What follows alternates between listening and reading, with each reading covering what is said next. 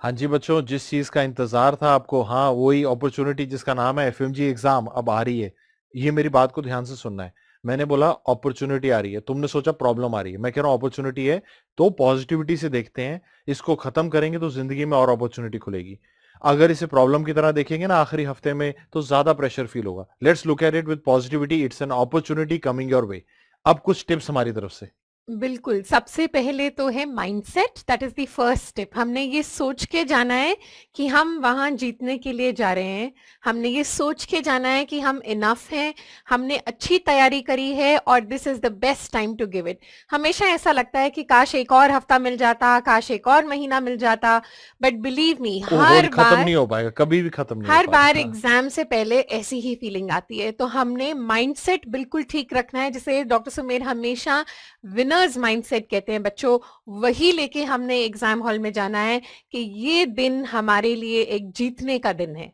और आखिर में करें क्या? मेरे ख्याल से रिवाइज करें। और रिवाइज क्या करना है? डीएफएक्स।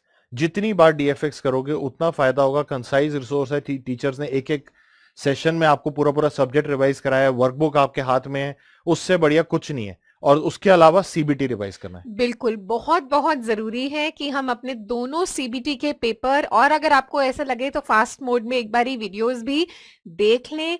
सीबीटी के पेपर इंपॉर्टेंट है। इसके अलावा हमने डीएफएक्स में भी आपको एमसीक्यू प्रैक्टिस कराया है, तो वो वाले क्वेश्चंस भी देख लें, है ना। बहुत ज़्यादा अभी यूट्यूब और इधर-उधर से कोशिश ना करें रिवाइज करने की।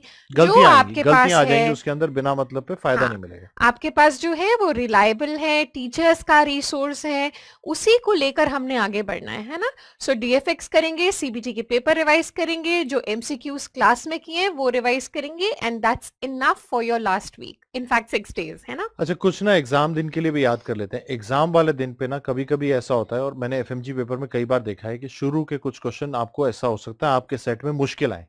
एक क्वेश्चन है नहीं आता, दूसरा है नहीं आता, तीसरा है नहीं आता, चौथा है नहीं आता। घबराना नहीं है, पांचवा आता होगा और उतने 150 नंबर लाना आसान हो जाएगा। कई बार हम देखते हैं, मैं भी, डॉक्टर दीप्ति भी, कुछ बच्चे हमारे बहुत अच्छे बच्चे पेपर में कुछ शुरू के क्वेश्चन टफ होने के कारण जी। एक ब्लैकआउट से में चले जाते हैं, और उस कारण से वो साल का पेपर खराब कर देते हैं। आपने अपने आप को बताना है, इस पेपर में मेरे लिए 150 से ज्यादा क्वेश्चन होंगे जो मैं कर पाऊंगा। शुरू में अगर कुछ नहीं आ पा रहे तो घबराएंगे नहीं। बिल्कुल, टाइम मैनेजमेंट बेटा जी ज़रूरी बात है। जैसे सर ने कहा, कई बार हम घबरा कर या तो क्वेश्चंस छोड़ देते हैं या एक ही क्वेश्चन के पीछे पड़ जाते हैं और सोचते रहते हैं। तो टाइम मैनेजमेंट का आप स्पेशली ध्यान रखेंगे ताकि आपको ओवरवेलमिंग की फीलिंग ना आए। शुरू से ही टाइम मैनेजमेंट लेकर ही चलना है ना। और जैसे सर ने कहा, 1 क्वेश्चन, 2 क्वेश्चन, 3 क्वेश्चन अगर नहीं भी आए तो कोई बात नहीं, अगला हमें आता होगा। हमने अग्रेसिव अटेम्प्ट करना है। कोई भी ऐसा क्वेश्चन जिसमें आप 2 ऑप्शन रूल आउट कर रहे हैं, वो डेफिनेटली मार्क करके आना है। और मेरी तरफ से सबसे इंपॉर्टेंट एडवाइस, इनफैक्ट हाथ जोड़ के विनती, आंसर चेंज नहीं करेंगे। जो एक बार आप लगा के आए हैं, अपने फर्स्ट इंस्टिंक्ट पे भरोसा रखिए, वो एक नॉलेजेबल इंस्टिंक्ट है, और उसी के साथ जाइए। बहुत सारे क्वेश्चन के आंसर मत बदलिए। अगर कोई भी क्वेश्चन ऐसा है जो डीएफएक्स में से आ रहा है, या आपके क्लास नोट से आ रहा है, या हमारे सीबीटी से आ रहा है, या आपके प्रीवियस ईयर क्वेश्चन से आ रहा है, तो उस तरह के क्वेश्चन में फर्स्ट इंस्टिंक्ट से जाना ज्यादा बेहतर होता है। बिल्कुल। इस तरह के क्वेश्चन में अगर हम ज्यादा सोचते हैं तो हम सिली मिस्टेक कर देते हैं। कई ओवर, बार हम बिल्कुल सोचते हैं ओवर कि थिंक करते एफएमजी का हैं। एग्जाम है, कुछ नया आया होगा, जी। जबकि जी। वही चीज होती है जो क्लास में पढ़ाई गई होती है। Go with your first instinct if it's a direct hit from your notes और फ्रॉम प्रीवियस ईयर क्वेश्चंस और डीएफएक्स और योर सीबीटी। और ऐसे भी बहुत क्वेश्चन मिलेंगे आपको, क्योंकि बहुत अच्छा टीचर्स ने रिवाइज किया आपके साथ डीएफएक्स के अंदर। आप विश्वास रखें, आपको बहुत क्वेश्चन मिलेंगे पेपर में। फेथ रखें, ताकि आप 6 दिन में पूरी तरह से उसको दोबारा रिवाइज करें। अच्छा, मैं एक ट्रिक और बताती हूँ। मान लो हम एक क्वेश्चन कर रहे हैं और हमें 2 ऑप्शंस तो पता लग गए कि ये आंसर नहीं है, मगर 2 में हमें डाउट है, और एक हमें ऐसा है कि सही लग रहा है, लेकिन दूसरा जो है वो बहुत सोच विचार करने के बाद सही लग रहा है। मतलब आप बहुत ज्यादा दिमाग लगाते हैं तो ऐसा लगता है कि हाँ, बी भी हो सकता है। तो कृपा करके दूसरा जो सीधा लग रहा था वो मार्क करिए। जिसमें बहुत ज्यादा सोच विचार करने के बाद तब वो सही लगता है, वो जनरली ओवर थिंकिंग है, और वो हमारा आंसर गलत हो जाता है। ठीक है। और ना इसके अलावा ना कुछ और ट्रिक्स हैं जो मैं चाहता हूं आपसे शेयर करना। पहला तो, जब आप एग्जाम कर रहे हैं, अगर कोई क्वेश्चन नहीं आता, घबराएंगे नहीं। उस क्वेश्चन को वर्ड बाय वर्ड दोबारा पढ़ते हैं, साथ में पैरेलल अपनी भाषा में ट्रांसलेट करते हुए पढ़ेंगे। कई बार क्या होता है, हम क्वेश्चन को पढ़ते हैं, लैंग्वेज। हमें उसकी भाषा समझ नहीं आती, हमें हम्म। लगता है हमें नहीं आ रहा, क्योंकि एग्जाम में लैंग्वेज ट्रिकी होती है। जी। पिछले एफएमजी एग्जाम में भी ऐसा था। तो उसको अपनी भाषा में ट्रांसलेट करेंगे तो कई बार क्लिक करता है कि हाँ यार, ये क्लास में भी पढ़ी हुई बात थी, और आप उसे जोड़ पाते हैं। भूलना नहीं, ट्रांसलेट करना इंपॉर्टेंट टिप है। उसके अलावा एक और टिप है, बहुत सारे क्वेश्चंस में इमेज होगी। इमेज बेस्ड क्वेश्चन में आप इमेज को पहले मत देखिए, पहले आप चॉइस देखना कि आखिर चॉइस में पूछा क्या है।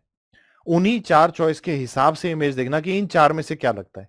आप खाली इमेज देखोगे ना तो आप बहुत सारी बहुत चीजें सारे दिमाग के सोचोगे, घोड़े दौड़ेंगे। उतनी चीजें वो है नहीं, वो उन्हीं बिल्कुल 4 में से बिल्कुल। एक है। हमेशा याद करना है कि उन 4 में से एक आंसर है और 3 आंसर नहीं है। मुझे केवल पहचानना है कि कौन सा आंसर है, ताकि मैं अपने स्कोर को अच्छे से पार कर पाऊं। मुझे तो ऐसा लगता है, आप लोग की तैयारी देख के, जो हम यूट्यूब पे अच्छे भी बच्चे देखते हैं, हैं, बहुत अच्छे हम बच्चे हैं। डीएफएक्स में भी देखते हैं, सीबीटी में भी देख रहा हूँ, 200 पार आप पक्का करेंगे और मुझे आप लगता लोग है। बहुत मेहनती भी हैं, ये हमने देखा है ओवर लास्ट 5-6 महीने आप लोग सब बहुत मेहनत भी कर रहे हैं। मुझे ऐसा नहीं लगता है कि कोई भी कमी है कि हम अच्छा पेपर नहीं कर पाए, है ना। अच्छा, क्योंकि हम ट्रिक्स ऑफ द ट्रेड की बात कर रहे हैं, हो सकता है आपके कुछ क्वेश्चन थोड़े क्लिनिकल पैटर्न पे भी आए, है ना, जिनको हम इंटीग्रेटेड कहते हैं, या ऐसा समझ नहीं आएगा कि ये अनाटमी का है या सर्जरी का क्वेश्चन है।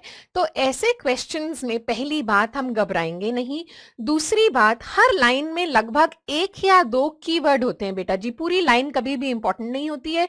हमने कोशिश करना है कि हर लाइन में से कीवर्ड निकालने की कोशिश करें, जैसे कि age, something in the clinical presentation, something in the physical examination, और क्वेश्चन की लास्ट लाइन।